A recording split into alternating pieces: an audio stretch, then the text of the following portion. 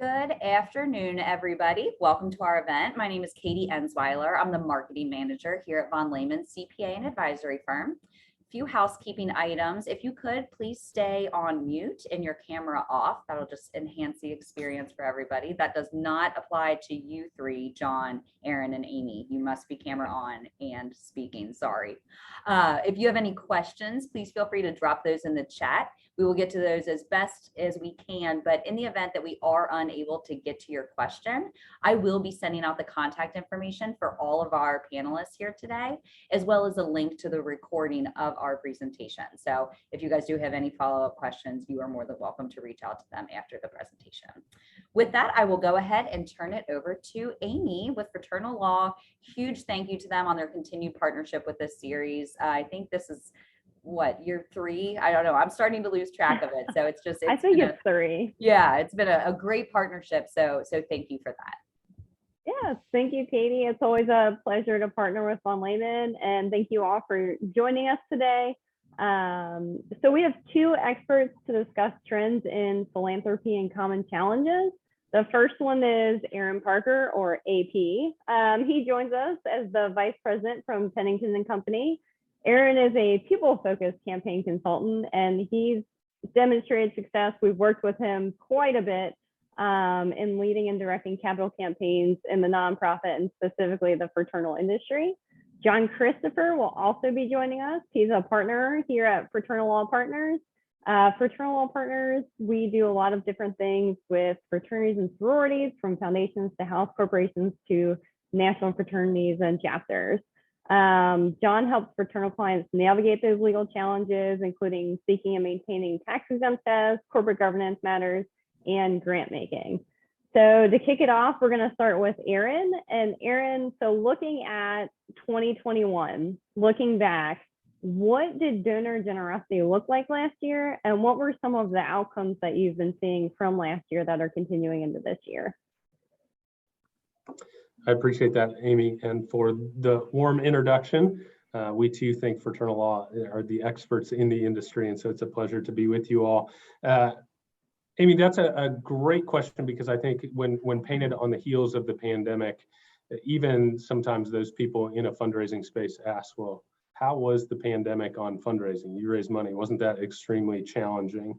But when we break out the output of 2021, it was actually better than 2020, and 2020 was even a successful year in terms of fundraising success for us here at Pennington Company.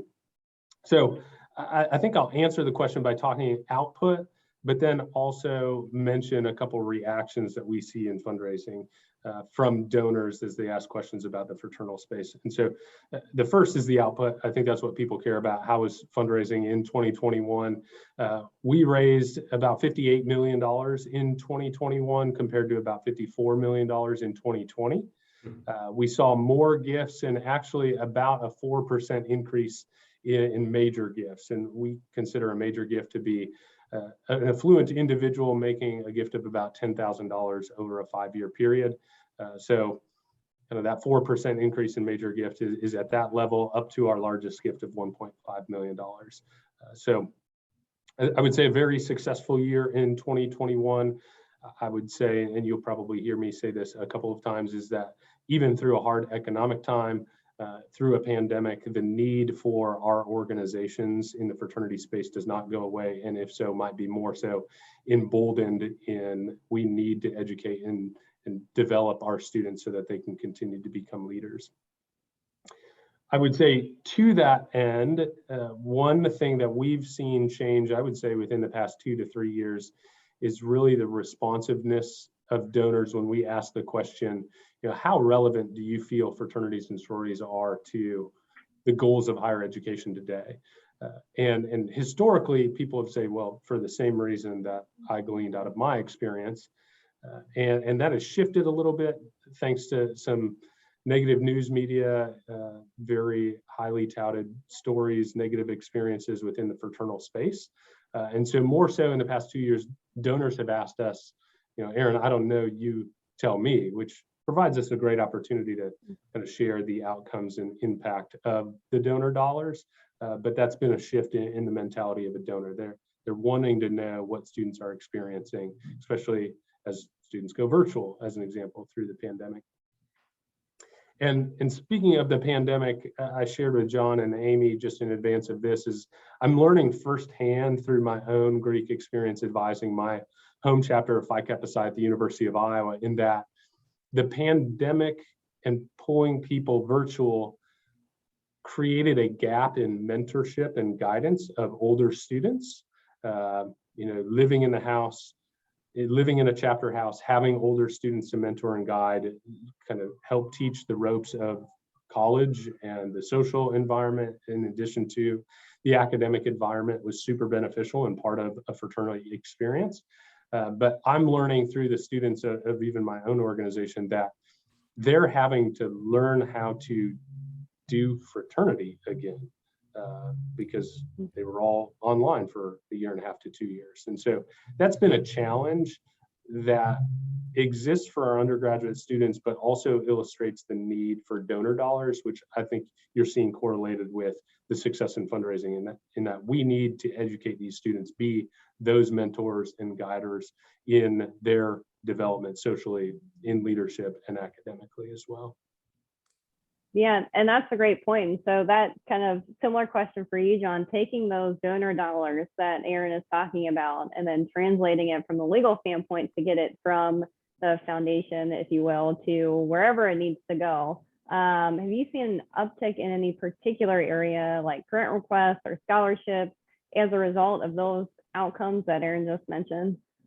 There have been some particular things that have come up, and but really the main thing that I've seen come out, and I'll get back to that, but what I think the overarching thing that we've learned from the pandemic, or I guess as a result of the pandemic, maybe not directly from the pandemic, is that there's a whole universe of things that the foundations can use, towards which their foundations can use their resources. It's not that just these narrow columns of things that traditionally the IRS has said, okay, like programming grants, housing grants, things like that. I mean, those are all awesome and everything, but there's a set of rules that developed around those that can apply to all sorts of grants. And what I've seen happen, and I think Aaron has too, is that the level of creativity of the foundation execs and how to utilize those funds, driven in some ways by necessity. The fraternities, because of COVID, there were lower member fees and and more resources needed to get from the foundation to the fraternity. The level of creativity that the foundation execs exercised and participated in came with all sorts of really cool ideas that fit within the parameters of an IRS grant. So the grants say that the IRS says are okay from a foundation are ones that really enhance the capabilities of an individual in a manner that extends beyond the fraternity experience. Those are really, that's boiled down, that's about 50 years of IRS rules into one sentence. And if you can get programming to fall within that band, then it can be, generally speaking, funded with lots of other things you have to qualify for. But generally speaking, those things can be funded. And I've been saying that for a number of years. And then when COVID hit and the funding became more scarce from member fees and foundation had the resources that they wanted to get to the fraternity, they're like, okay, how can we use them? These things kind of percolated for a while and they came up with some really cool ideas. So a couple of those are paying some parts of a house director's overhead, compensation, things like that, when they are actually participating in qualifying programming at the chapter level. There are also some grants that can be made by the foundation, the fraternity, really, in a sense, cover part of the member experience there. Every fraternity provides some level of educational type life skills programming on a regular basis to its members. A lot of times we see that when there is the convention is going on and the programming there is this broad scope of educational. Well, that happens every day at the chapter level through national fraternity programming. There are ways that some part of that member experience can be paid by a grant from the foundation, which covers those educational aspects of being a member of the fraternity. So those are two examples out of lots. We can just tick them off and go down the road. I'll stop there. I want to hear what other folks here on the call have to say and what Aaron has to say.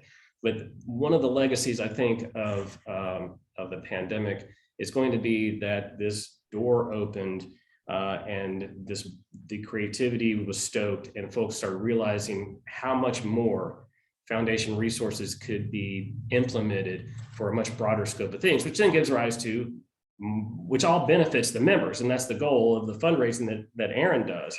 And so that will then inform Aaron's fundraising and inform the donors, and hopefully stoke even more interest in providing for a more unique and creative program. And I'll piggyback off of that, John, because I would say when the pandemic hit, I would say there are two areas that donors have been exposed to a need that hasn't been as successful in the past. Those two things are debt retirement and programmatic support. I tell all of our newer consultants, our fundraisers, that donor dollars follow a transformational experience. In the work that we do, a lot of our fundraising work supports bricks and mortar construction, a new fraternity house, renovated fraternity house, additions. And so with the pandemic, as students left those chapter house facilities, they saw more of, the alumni saw more of the programmatic pieces that impact a student's development that they may not have experienced themselves. And so that's become more attractive. I would say now more than before, when a chapter wants to raise money for a new facility, renovated facility, they're tagging on a programmatic component to it, a scholarship, or one of these other educational needs that John speaks of. So that's, people are now aware of those more aware of those programmatic pieces than they have in the past. The other is debt retirement. If you were to talk to me 2 years ago, I would advise you selling debt is never sexy. But as students left chapter house facilities with still chapter house facility obligations in terms of upkeep and maintenance, carrying a debt load was not something that chapters were well positioned to do. And so more than ever before, people and donors want to eliminate that debt. So if we were to have to undergo a pandemic-like experience again, we've satisfied the debt and we're keeping up with those ongoing obligations that come with the chapter house. Yeah, it's interesting you bring that up, because those are two of the big questions that we get, is how much debt can be funded and what operating expenses can be funded. Debt is a tricky thing when it comes to funding. When I say funded from the foundation standpoint, that's the context I'm coming from, is what can the foundation do? Once it gets the contributions in, it's limited in what it can use it for. It's got to use it for educational, charitable type activities. Otherwise, the foundation could lose its exempt status. So what part of debt is educational and charitable? Well, it depends on what that debt was used for. For example, you talked about the bricks and mortar programs. If there is, and we've talked about these rules before, but just bear with me. So if the chapter house is 50% educational, and therefore 50% of whatever renovation, construction, et cetera, can be funded, is 50% of that, and you only raise 25% of the overall project cost, there's 25% there of educational area that will probably be funded by debt. Where else are you going to get the money, right? It's either going to be non-deductible contributions, deductible contributions, or debt. If you pay for, let's just for simple math, it's 50% educational, you pay 25% of that with tax deductible contributions, a grant from the foundation, leaves 75% of the house is paid by debt. That 25% is still attributable to educational and charitable areas, And so now it just becomes a timing difference. The timing isn't concurrent. Sometime down the road, as contributions come in, you can retire that 25% of the debt. You can't retire all of it. You can't pay for any part of the debt as ongoing operating expenses, really. I mean, it's kind of tricky that way, but there are opportunities there if debt is incurred. Now, the other thing that we've also seen a lot of, just like what you brought up, is ongoing operating expenses. So yeah, you want to get rid of the debt so you can pay for the operating expenses, but you know what? You can also pay for operating expenses with foundation grants. And this has been a long-standing part of the housing programs that we've done. A lot of folks, they don't focus on it at the beginning. So really what they do is want to get the house built, and then after it's built, they're kind of like, all right, thank God we got all that done. And then there's this opportunity to continue to flow funds to a house corporation to pay the operating expenses. Remember, the operating expenses, if we come up going with the example that we had, that I used a minute ago, 50% of the house is fundable. For construction purposes or renovation purposes or acquisition purposes, whatever, same rules apply. 50% of that is fundable. Then ongoing operating expenses, some part of those also have to be attributable to the educational area. So if we're talking about like utilities, real estate taxes, and insurance, which are three big ticket items that are continual every year, You don't get out of taxes, you don't get out of insurance, right? Or utilities. The part of those expenses that are truly educational areas can be funded year over year. So in our example, if 50% of the house is educational, 50% of the house is able to be funded by a grant from the foundation, those ongoing operating expenses can also be funded by a grant from the foundation, which really frees up a lot of resources at the house corporation level. So what do you do with those charitable? So the house corporation pays those expenses. End of the year, it says, foundation, I paid $100,000 for these, and $50,000 that is fundable according to the Fraternal Law Partners opinion letter and grant agreement. So give us a grant. They give them a grant for $50,000. They've already paid that. That $50,000 can sit in the house corporation and use it for whatever they want. They can set up a reserve. They can reduce the cost for members to participate, particularly nowadays. Maybe it's the right thing to start redeveloping membership. You open it up to a broader scope of folks from a financial standpoint. There's all sorts of cool things that you can use those funds for. And I think it's kind of an underutilized opportunity that's been out there for like 50 years under the IRS rules, is those operating expense grants.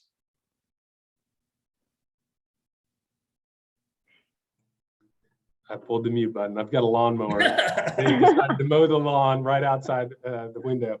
The example that we used there, John, was construction of a new chapter house to get the educational space assessment. Could an organization do that?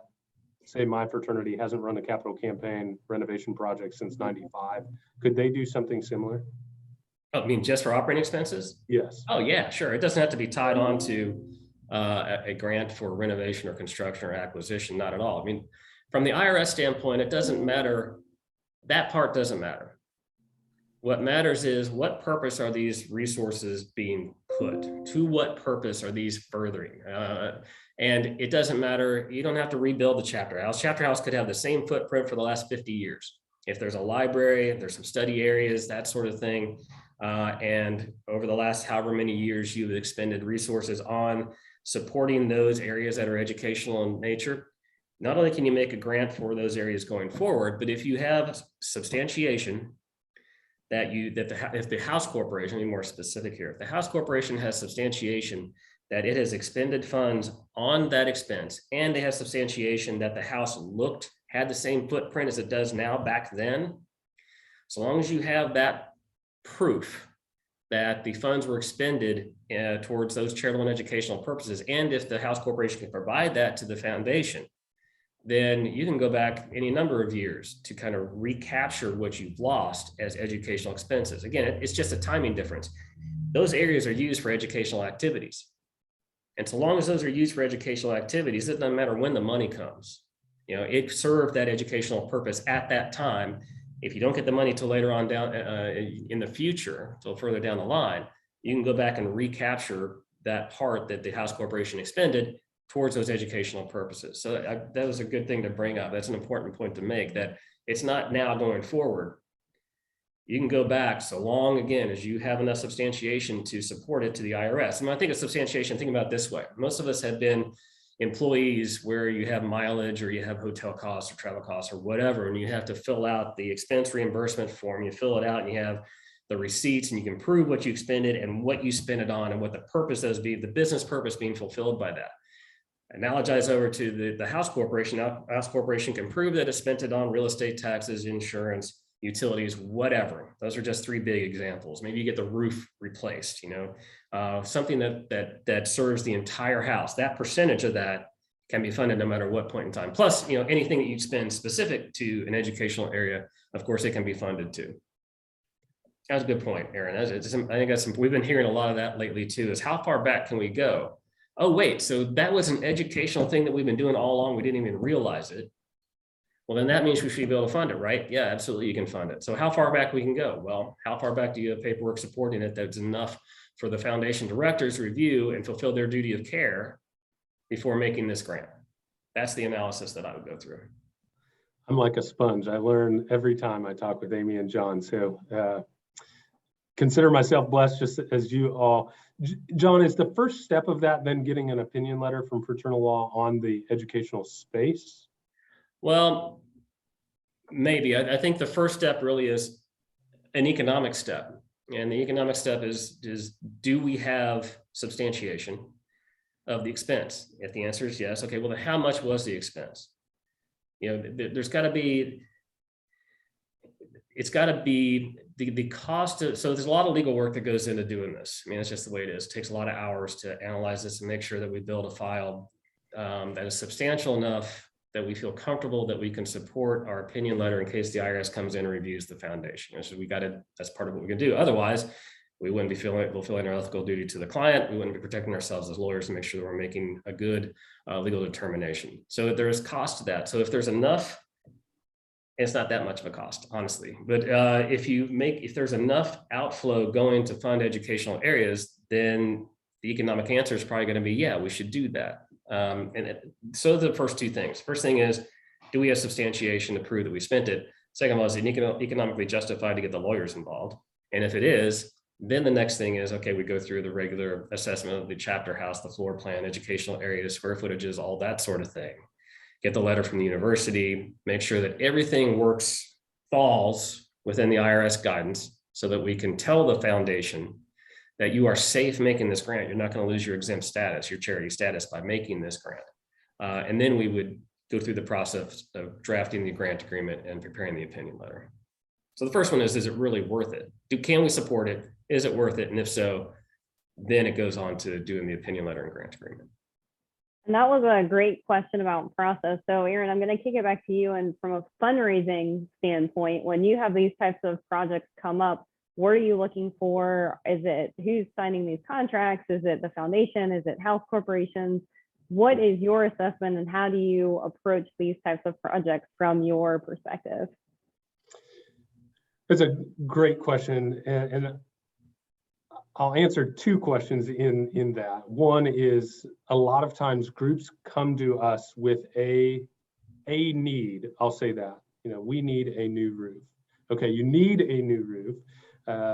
But in a fundraising sphere, I suggest that we have a once in about every 10 to 15 year window to raise a significant amount of capital. So we do two campaign types, more or less. One is an annual campaign. That's, I think, what we all receive from our home institutions for a general solicitation appear, low dollar level. And then the other is a major capital campaign for a major capital improvement project like a renovation, rebuild, addition. And so I think they come to us with a need. We like to counsel a group, is that the immediate need, or is that the once in every 10 to 15 year need, and want to make the fraternity sorority a better place that develops undergraduate students? I always like to target that as that's our goal, is to make the experience better for those members on campus. And so typically that need is related to a capital improvement project, and those are tied to the ownership group of that facility. That is most generally a house corporation. And so we're normally organizing and doing an engagement agreement with that ownership group, the house corporation board.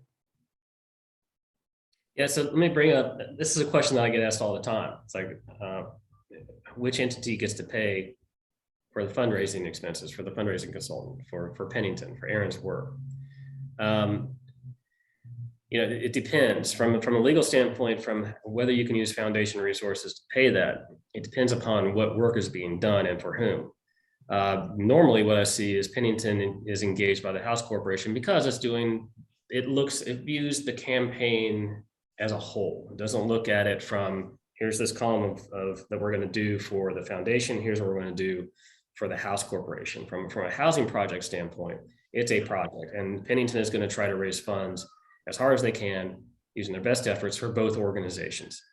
So if a foundation were to enter into that contract, then there is a strong argument that foundation resources could be used to benefit the house corporation. There's an economic benefit flowing from the foundation paying for Aaron's services, where there are going to be non-deductible contributions being made to the house corporation, when there's services being performed specifically for the house corporation.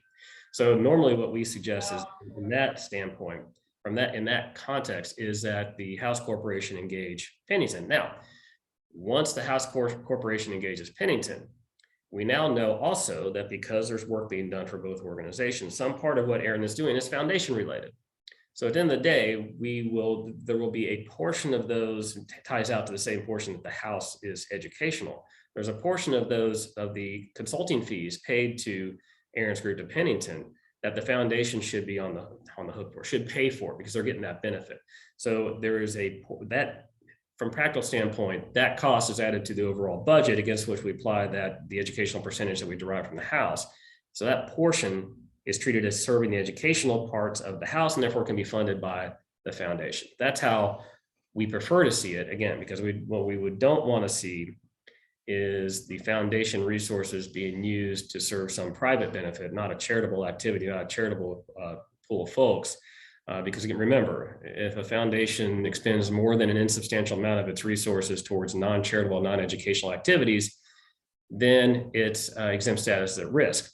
And you also got to remember that normally foundations are engaged in a lot of foundations are engaged in a number of these house projects at a time, and they're big dollar amounts. So when you add it all up, it gets really easy to go past a more than insubstantial threshold, which of course the IRS doesn't burden us with what that is, and they don't give us a hard percentage. Normally, what we look at is somewhere around 10 to 15% at the most as being what a foundation can expend outside of its charitable purposes and still maintain its exempt status.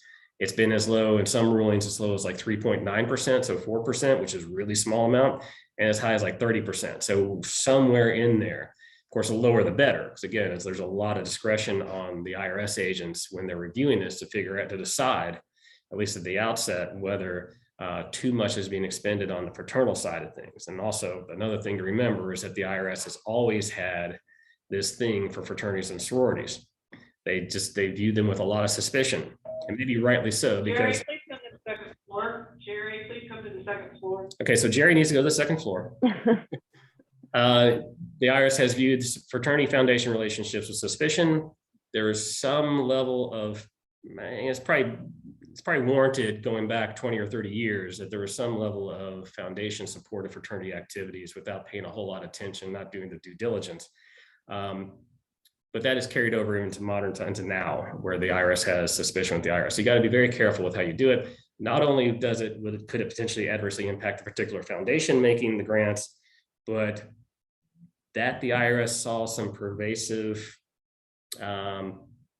issues it believed existed back in the 90s.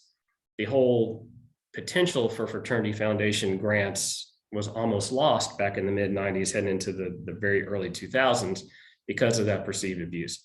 So we strongly recommend always that the foundation carefully look at particularly big dollar grants, because not only could it adversely impact the foundation itself, that particular foundation, but it could remove the potential for all these foundations to serve the membership of your fraternity organizations through these grants going forward. And I think that question started as, so I'm going to pull that thread even a little further, because the question started as, who do we engage with? That's how do we account and pay for the engagement, and how does that impact the foundation's tax deductible status? And I think the question from a donor is my contribution tax deductible, which I think is a great clarifying point, John, in that Pennington Company most commonly is raising money to two different accounts because of that educational space component. So normally we'll raise money to a house corporation non-tax deductible account and that foundation tax deductible account. And that helps, to John's point, in what dollars can be allocated where. But even with I would say the grant back, I'm not using the appropriate language, but that's fine. Those past dollars can be paid for with foundation dollars if we can provide justification for the expense, right, educationally. Yes. Yeah, it all boils down on that one to substantiation, just like we talked about a few minutes ago. Yeah, and tying into all of this, we've looked at 2021, looking now. So a couple of issues have come up. They've been all over the news about new things such as higher gas prices, inflation, and those types of things. So Aaron, when we're talking about these various grants that can be granted, how you're looking at fundraising, who we're engaging, how do you see that playing out? And does it impact, or do you see it impacting donor generosity, or has it? I think those things have had an impact on our organizations, and then also individual donors. So the question is about donor generosity. I would say anytime the market is doing better, individuals feel wealthier. It's unrealized gains, and so they feel wealthier and are more inclined to give dollars. When you pull a market pullback correction, people see their dollars leaving without them doing anything, and so they're generally more cautious about where they give their dollars. But even in 2008, if you rewind back to that economic downturn, donor generosity in terms of dollars given remained pretty consistent. Just donors got more savvy about what organizations they gave to. So whereas I think the average American gave, don't quote me on this, but I believe about 8 different organizations, they slimmed those down to say 3 to 4 different organizations. And I would say that savviness has continued since that 2008 downturn, but that is a psychological impact of our donors as they look to give. Is this the right time? The market, they're a little bit more cautious to give. I would say for our wealthy individuals, our high net worth individuals tend to give between 10 to 20% more than an average donor. And the Bank of America study suggests that an average donor gives about $2,500 annually, whereas a high net worth individual gives 10 to 20% more than that, or 100 to 200% more than that.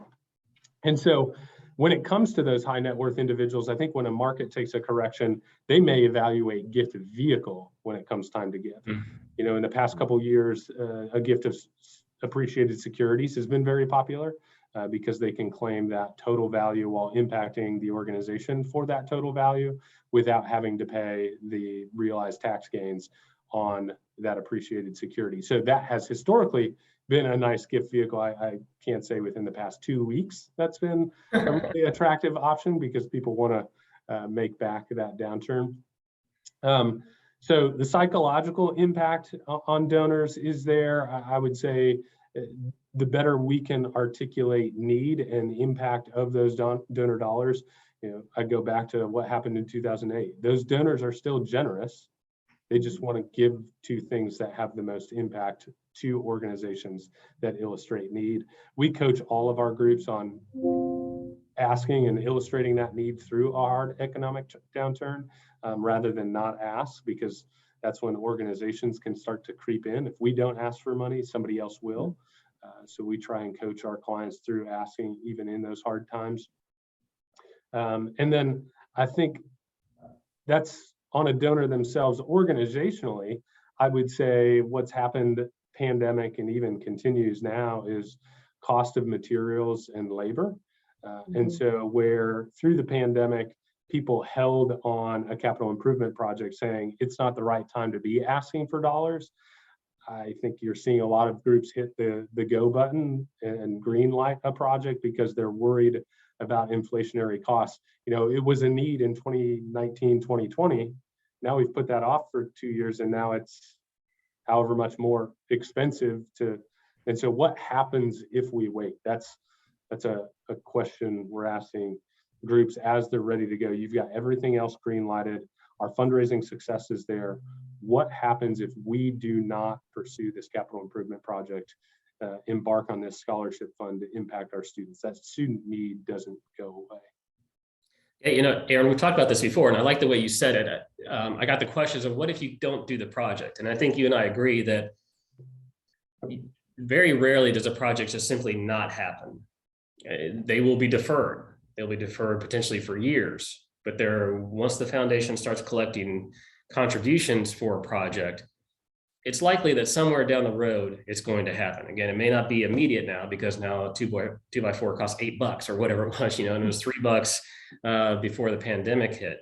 So it may be delayed or deferred, but they may not be canceled. Now, there are some that do get canceled for whatever reason, and so those two aspects, those two uncertainties are things that the foundation needs to be prepared for whenever it starts accepting funds into a restricted fund, something that they can't use for a purpose other than this particular project. So what we normally say to clients is like, you really need to get, to our clients meaning the foundation, you really need to enter into a good restricted fund agreement. So what's a restricted fund agreement? So used to be, you know, the accountants called them permanently restricted, temporarily restricted, and unrestricted. Now, of course, we don't do that anymore, but I still call them those things.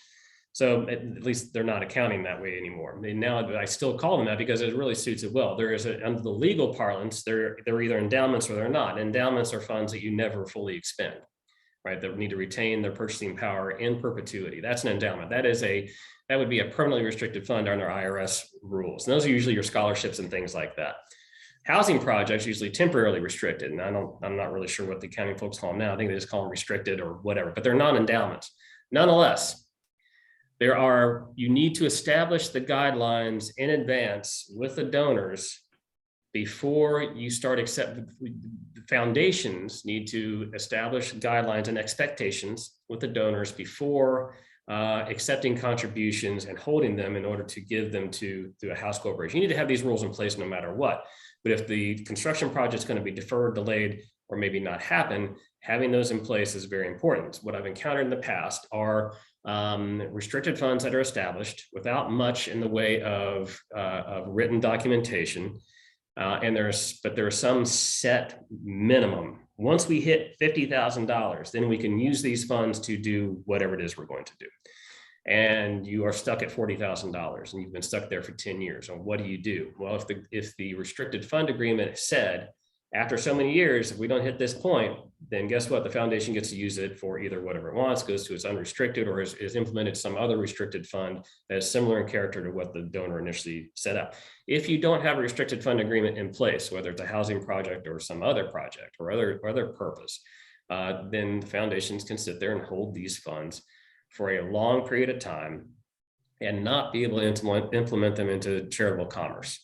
And everybody wants to see, the government wants to see those funds used, donors want to see those funds used, et cetera. So one of the main things that I think that folks should do, whether it's in the context of a housing project or other, whenever a donor says, I want to put money in, but you can only use it the way I want you to use it, is to have this restricted fund agreement in place in advance so that the donors understand what the rules are, know that the funds, if you don't hit a certain threshold, or if there's some reason why the chapter gets kicked off campus, so there's no reason to have a house corporation or a scholarship fund anymore.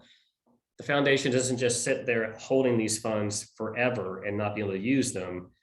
They can then use them somewhere else. Plus, it's very important for the foundation to get paid, or at least reimbursed, for the overhead, the cost that goes into holding these funds. You know, holding these funds is a drain of resources on the foundation. It's a good drain, but it's a drain of resources on the foundation. You have to have the executive director monitoring it. There has to be investment folks involved. There's all sorts of, there may be specific legal questions that come up, like, can we do this? And because those funds are restricted to a particular purpose, they can't be used for whatever the foundation is going to do generally. It makes sense that the purpose, the funds that are for that purpose should pay. In fact, it's almost, you really must make them pay for whatever direct costs are incurred with respect to that particular fund. So if you need to ask me a question about, hey, look, can we use these funds? The donor set it up this way, and there's something we want to do that is tangentially related. Is it related enough to where we can fund it under this particular, out of this restricted fund?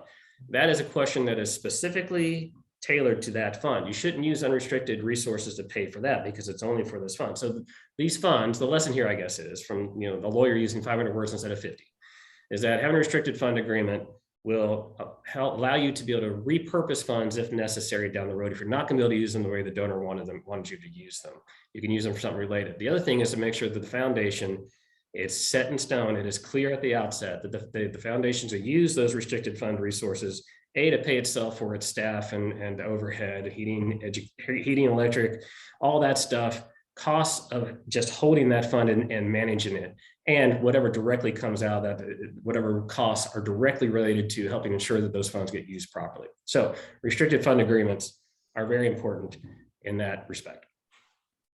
And that's a good point, John, that a lot of what we've been talking about really is fundraising for specific projects. So Aaron, for those general operating expenses, is there a different approach, or how have you seen those play out in terms of fundraising versus fundraising for a specific item, or, you know, a housing renovation or those types of things?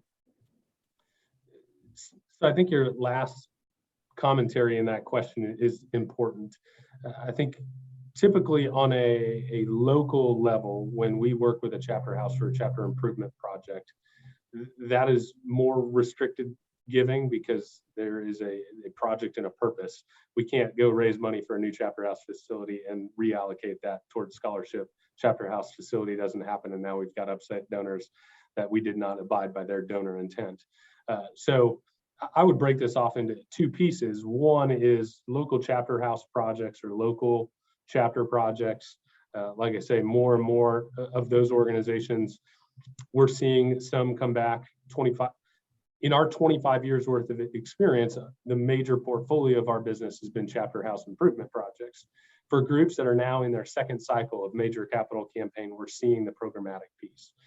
And so I know of a group right now, built a brand new chapter house. Now they're focused on how do we continue to recruit and retain good students, and they're going to do that through a major scholarship campaign, and that's, I would say, a restricted fund. So local projects are more restricted dollars. I think when we get into thinking about a national fraternity and the foundation there, that can incorporate more unrestricted giving, an annual fund, loyalty fund dollars.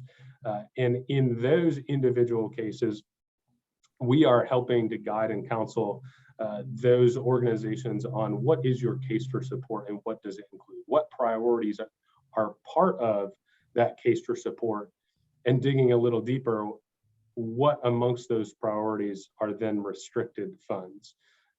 And so there's usually a blend, and I can't say there's a general breakdown of that blend, unrestricted versus restricted. That comes down to campaign accountancy between unrestricted giving, restricted giving to individual funds, accounts, and priorities, housing dollars, which sometimes are counted and included in an overall capital campaign goal. And that would be up to the individual organization and what their priorities are to develop the fraternity. I will say that Bank of America study is fantastic in terms of understanding giving of high net worth households.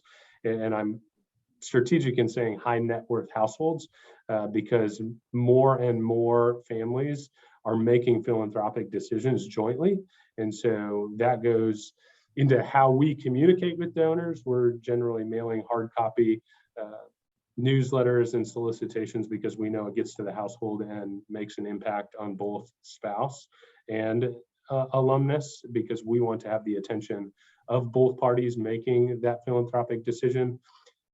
And so there's also a statistic in there about more and more donors on the heels of the pandemic are giving more unrestricted dollars. And so I think while we don't need to deliberate on statistics, that to me says we need to preach impact and outcomes of our dollars to be able to garner the trust of those high net worth individuals and average donors to be able to be facilitating the unrestricted dollars so that you can utilize them without abiding by the specific donor intent of a restricted fund. Yeah, that's a great point. And now that we're nearing the end, I want to give you both an opportunity of, we've talked about the past, we've talked about current, we've talked about a little bit looking at the future. I know not to be a Debbie Downer, people are saying maybe there's this recession on the horizon. So taking all of that into account, Aaron, I'll start with you. Are there any last common objections, considerations that you're seeing of donors? I know we talked a lot about them throughout this whole presentation, but is there anything else that donors are looking for, or is that kind of moving towards this potential recession? We're going back to those comments about 2008 of people are still going to give and you still need to ask. Man, Amy, you've said that well. So stealing my words, that's what I would go to. I was on a college campus and the question was asked, what are the most common objections that you hear from donors? And that has been time tested. And the number one thing is, well, when I'm back at the house is a mess. And I think part of that is students today and how they care for a facility. If they're not caring for an old facility, they're certainly not going to care for one that's been invested in. And so they want confidence in the care of a facility. I think we can all resonate that as we move on from college, what we lived in from college is not what we live in today. And so our perception changes a little bit. So there's students today and how they care for a facility, but also our perceptions may be at battle with that. So don't take care of the facility. Second thing is students, they care about manners. You know, I showed up to the chapter house. Nobody greeted me when I walked in the chapter house. I preach to our undergraduate members, and this comes from my experience on a house corporation board. That's a good security feature. If somebody that you don't know walks in, walk up, greet them, find out who they are. And if they're an alumnus, that's good engagement, that they feel welcome. And so a lot of this boils down to communication and engagement of donors. Through all communications, we need to be illustrating our impact. If donor dollars follow a transformational experience, we need to connect to donors back to their experience, but prove the relevancy of that in today's day and age. One of my most recent projects, I think was really fascinating because I sat down with a gentleman from, he was a co-founder of a chapter in 1981, and he talked about the social maturation that happened in joining the chapter and how that led to forming his own company. He said, but students today are different. But then I talked to a 2019, he hadn't even graduated. I talked to him in February, he graduated in May, so he had entered alumni status, and you could have mirrored their comments. The student today's outcomes were almost the exact same as the 1981 grad. And so we need to remind people that the experience that we're having on campus is just as important in today's day and age, if not more strategic and more beneficial to the students as they navigate technology and the impacts of social media. So I think that's the one piece of advice: continue to communicate the need and the relevancy of our organizations to be able to facilitate donor dollars, even if we happen to hit a recession, because we know donors are still philanthropic through a downturn or hard economic time. Yeah, that's a great point. And kind of moving into John from the other view, that organizational standpoint, now that you have all of these funds raised because Aaron did such a great job of getting those funds in, what are some common areas that are hurdles in grant making? So from the foundation, getting those funds to where they need to go. Well, I think the pandemic and the foundation's response to that and the kind of demands on the resources from the fraternities and house corporations really kind of set the foundations in a good place for more scarcity, right? So the scarcity, I think Aaron's right. I really didn't see a whole lot of fundraising drop off from the foundation standpoint. I may be wrong, from the foundation standpoint during the pandemic. I mean, I think there was a brief lull and then everybody said, you know what, I'm going to give anyway. I know that Pennington had some great success with some chapter-centric fundraising campaigns that they undertook. So from my uninformed, my anecdotal and my observations is that contributions really didn't drop off that much to the foundation. Now, the membership dropped, I think, to fraternities at least for a while. So the demands on the foundation's resources were greater, which again caused the foundation leadership to think, okay, how do we get those funds there? What do we do differently? We've only had this amount of money to give over the years, and are the traditional columns of grant making were enough to get us there. But then I think thinking about it now, I think it's a combination of things. Aaron approaching donors and saying, what is transformational? What was transformational and how can you make it transformational? What do you want to do for the members today that maybe wasn't there for you, and you want that opportunity for these guys? So there's pressure from the, not pressure, there is demand from the donors to find unique ways to help support the undergraduate membership so they have a better experience than what perhaps they did. It's kind of like being a parent. You know, you want those that come behind you to have even at least a good experience, perhaps even better than what you had. And so they are thinking outside of the box. How do we do this? The foundation execs have responded both to them and to the fraternity with, okay, so here's an idea. I mean, this is what I hear. I got this idea for a grant, you know, and then the folks call me up and it's like, can we do this? Like, well, yeah, you can actually, you know, they might know it's outside of what you're normally doing, but we talked about, here are the IRS rules for making grants to the fraternity or to a non-charity in the context of fraternity type experience. So I think that the demands on the resources of the foundation that arose from the pandemic and the expectations, how about that, of donors, of what these funds can be used for which they can be used.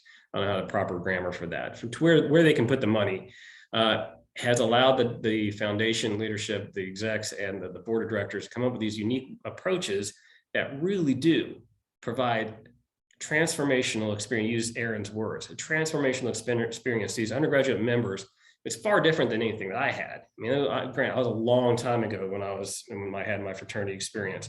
The things that are happening now that the foundations are able to support, particularly through the promulgation of technology and the wide availability of it, and the technical savvy these organizations have now, the things that they can put onto the computer screen that are at least as good and maybe sometimes better than what you get in a face-to-face experience.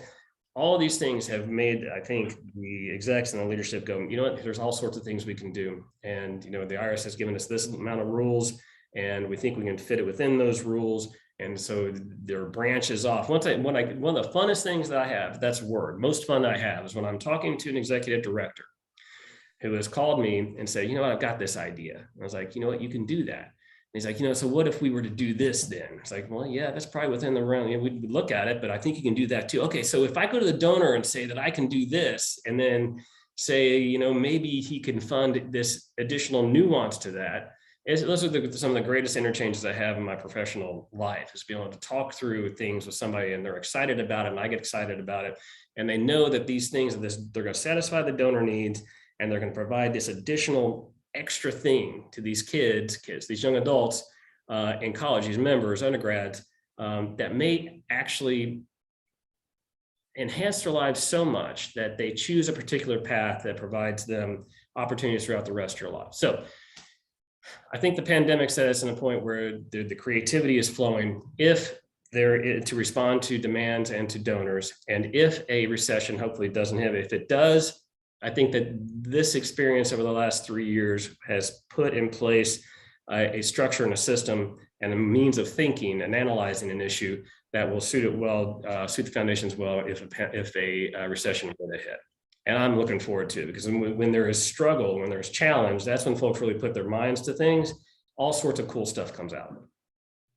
Yeah, and that's a great point. And you all have brought up a lot of great points, a lot of things for everyone to digest. There's a few minutes left. So any last thoughts from our experts? Go ahead, Aaron. What are your last thoughts?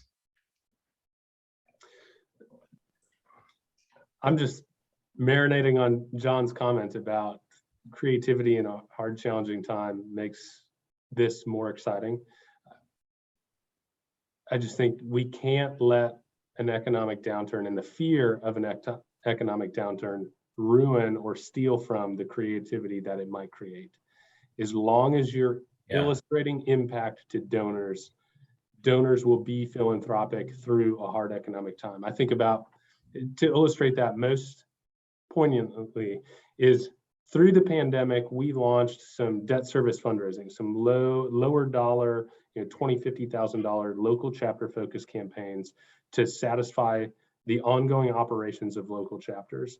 One of the women who made a gift to a campaign wrote in the comment, it was a $50 gift, wrote in the comment box, "I'm sorry I can't give more. I was just laid off last week. I hope this helps." And so here's a lady who lost a job, but the experience is so important to providing to other young women at that individual sorority that she's making a gift without an income. And so if we can articulate need, people will rise to that need to facilitate the development of those young men and women. Because again, donor dollars follow transformational experience. A lot of people got to where they are in life because of their fraternity sorority experience. And that's what continues to motivate me day in and day out in providing that to young students today. Yeah, I guess just one last comment. I think that Aaron's point about fear not interfering is important. So fear is an important emotion. It can be very helpful as long as you can manage it. And I think that what we've seen again through the pandemic is that there was initial fear. It was managed, that energized the group of folks that we work with and we enjoy working with into exploring all these different areas in response to that fear. So yeah, in life and in general and in fundraising and in grant making, don't let fear interfere with or overwhelm you. You know, things are going to happen. We're all human, and bad things happen to humans, and then you rise above it through the processes, through the learnings, through the experience you've had during your life.